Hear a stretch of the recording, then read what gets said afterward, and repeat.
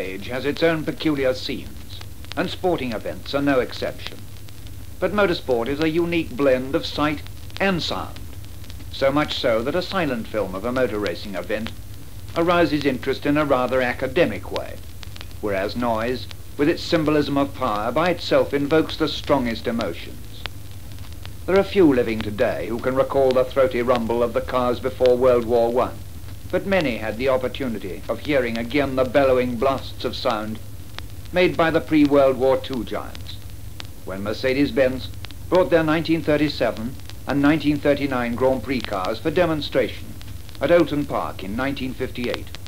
Listen for a moment to the 5.66 litre of 1937 as it claws its way up the RPM range to an all-time record of 646 brake horsepower at 5,800 RPM.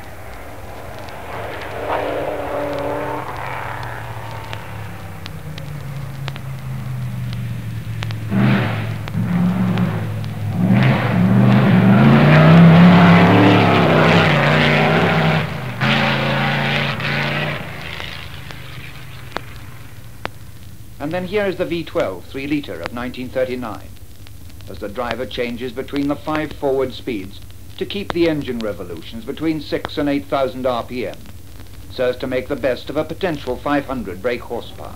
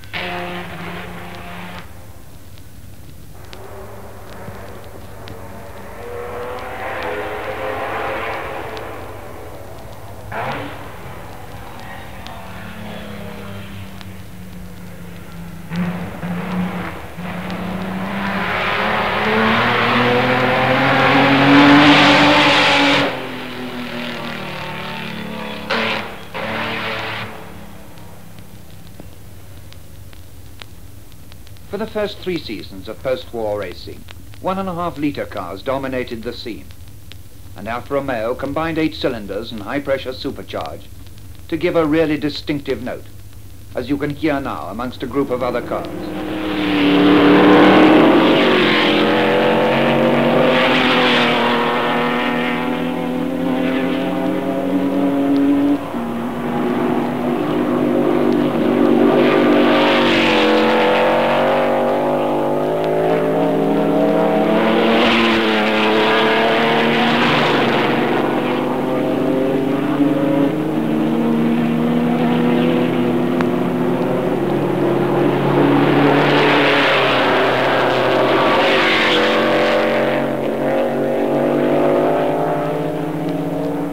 b.r.m. with the same engine size put together 16 cylinders, 11,000 RPM and an all-time high of 70 pounds supercharge to get over 500 brake horsepower.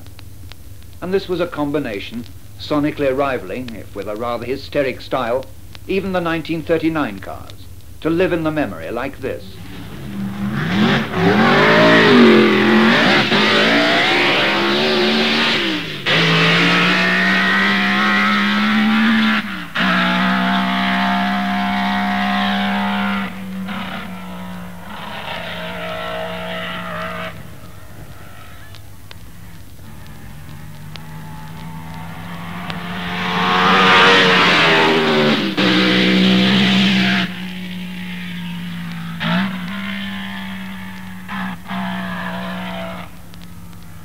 But in 1952 it was decided that supercharging should be banned, unless the engine size was less than 750cc, which proved a fatal handicap. Designers who relied on the atmosphere to pump air into the engine were allowed 2.5 litres capacity, and competition under these rules commenced in 1954. This coincided with the return to Grand Prix racing of Mercedes-Benz, who resorted, regardless of cost, to every known expedient to ensure victory over their opponents, and in so doing came up with an 8-cylinder inline engine with fuel injection mounted in a space frame, supporting all independent suspension and vast front brake drums mounted inboard and driven by universally jointed shafts from the front wheel. Even Unter Turkheim and Uhlenhaut could not put such a team into racing without some teething troubles, and the Italian primitives, Ferrari with their 4-cylinder and Maserati with their 6s, were not without their successes. Hawthorne on a Ferrari sounding like this when he beat the Germans at Barcelona.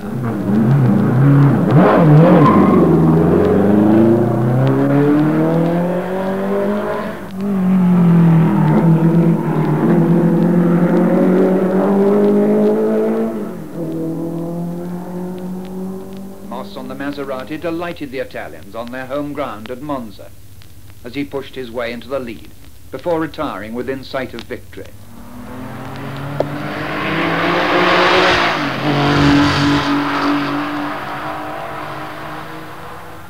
In 1955, Mercedes-Benz were indisputably the masters, and Fangio's team driver number 1 and Moss as his able second swept from victory to victory, barely a few car lengths apart, and the exhaust notes of the pair blended to give a 16-cylinder effect between them.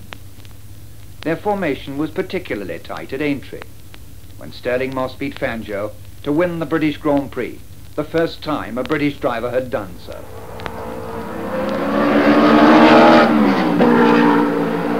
Separately, the W196, to give the car its drawing office number, sounded like this.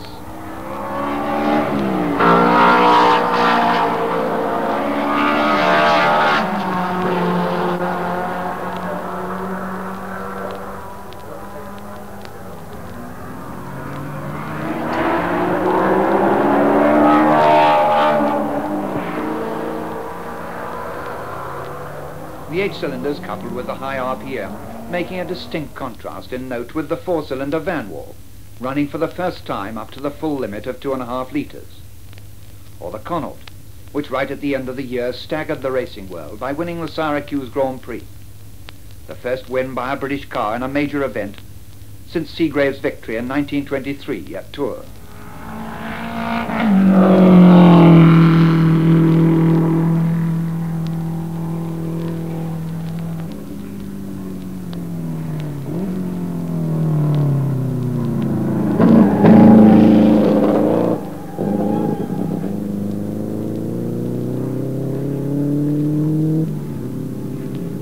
But in 1956, neither Connaught nor Van Wall nor b.r.m, with their new 4-cylinder cars, with cylinder bore enormously greater than the piston stroke, and heard here at Silverstone, with Hawthorne and Brooks at their wheels, could challenge the Italians.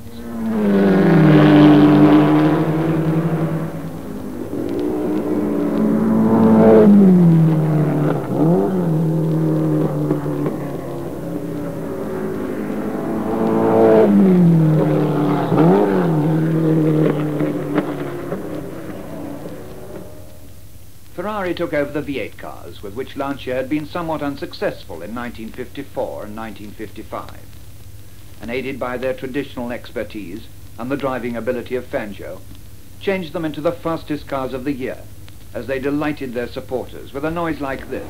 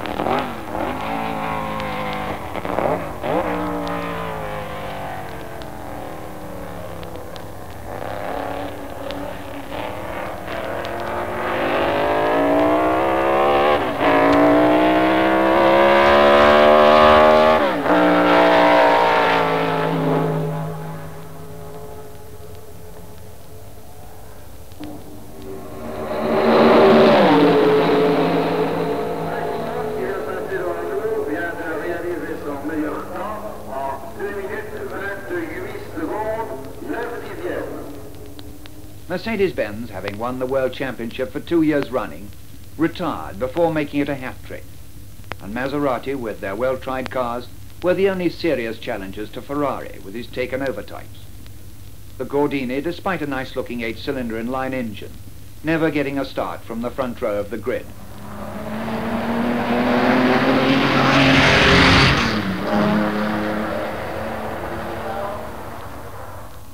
At the end of the year it vanished from the scene, but Maserati raised the cylinder stakes even higher with a somewhat abortive V12, which, like the b.r.m of an earlier day, combined a lot of power with not enough torque, and was really too difficult to drive for this reason. Nevertheless, it made a splendid sound.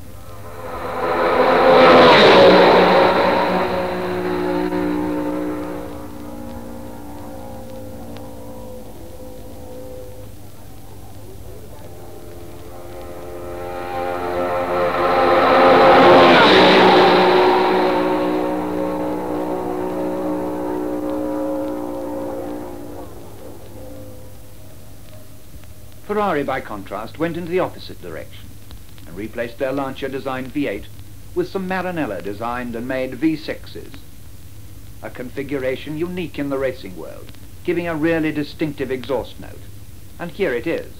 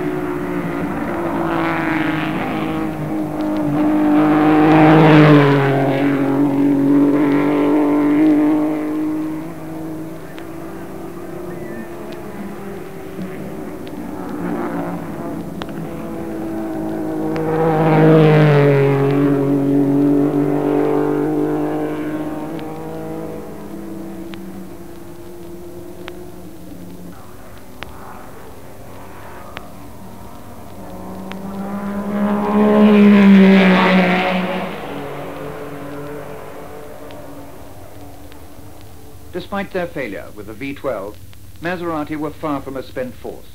Indeed, Fangio won his World Championship for the 4th successive year on the 256-cylinder Maserati, which was then at the peak of its all-round effectiveness. Except for the reign of Mercedes-Benz in 1954 and 1955, Italian constructors had ruled virtually without opposition in the post-war series of races. But in 1957, this was no longer so, and England came to the fore, despite the lamented retirement of Connaught, whose last design, the B-type model, gave forth a swan song of this order.